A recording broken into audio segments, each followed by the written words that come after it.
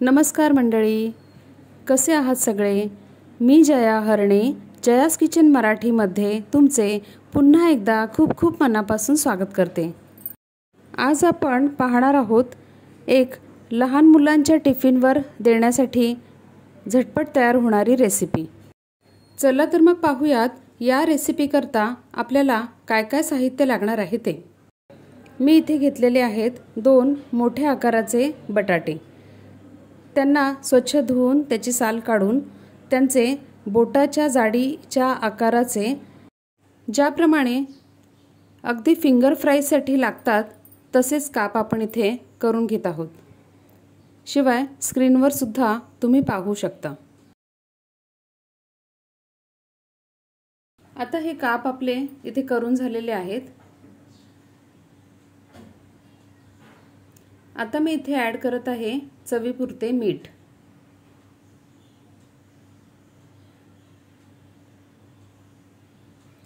मी इथे ॲड केलेले आहे 1 चमचा तांदळाचे पीठ।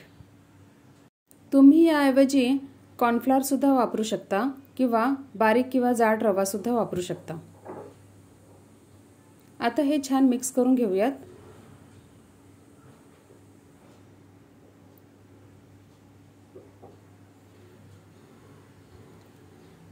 आता मी इथे एक पॅन गरम करण्याकरता ठेवलेले आहे।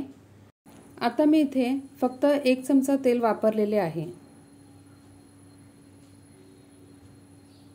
अगदी सकाळच्या घाई गडबडीच्या वेळेत ही रेसिपी टिफिन करता अगदी झटपट तयार होते।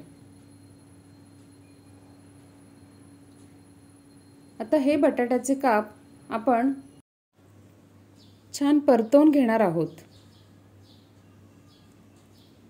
बटाटे परतेपर्यंत सुरुवातीचा 1 मिनिटभर गॅसची फ्लेम ही आपण फास्टवर ठेवणार आहोत आणि त्यानंतर लगेचच गॅसची फ्लेम लोवर ठेवून त्यावर एक झाकण देऊन आपण हे बटाटे छान शिजवून घेणार आहोत।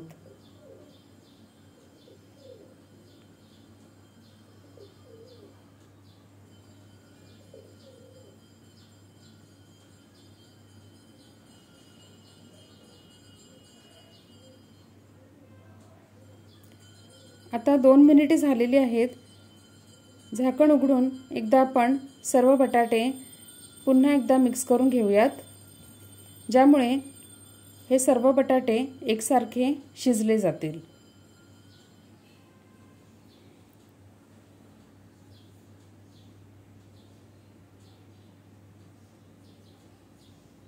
पुन्हा एकदा झाकण देऊन आपण बटाटा शिजवून घेत आहोत।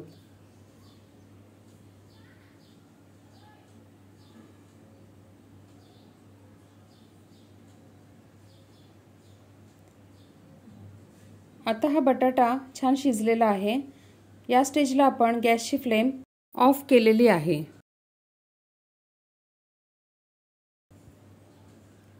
यामध्ये आपण शेवटी पेरी पेरी मसाला ॲड करणार आहोत।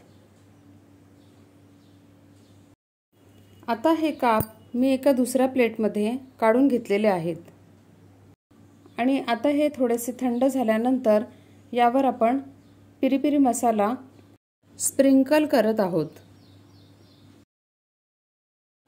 हा मसाला बऱ्यापैकी तिखट आणि चविष्ट सुद्धा असतो, त्यामुळे आपण हे मसाले शेवटी या कापांना लावून घेत आहोत। अशा प्रकारे ही रेसिपी रेडी झालेली आहे। व्हिडिओ आवडल्यास लाईक, शेअर आणि सबस्क्राईब करायला विसरू नका। तसेच नातेवाईकांसोबत आणि फ्रेंड्ससोबत सुद्धा जरूर शेअर करा। चला तर मग भेटूयात पुन्हा एकदा अशाच एका नवीन रेसिपीसोबत।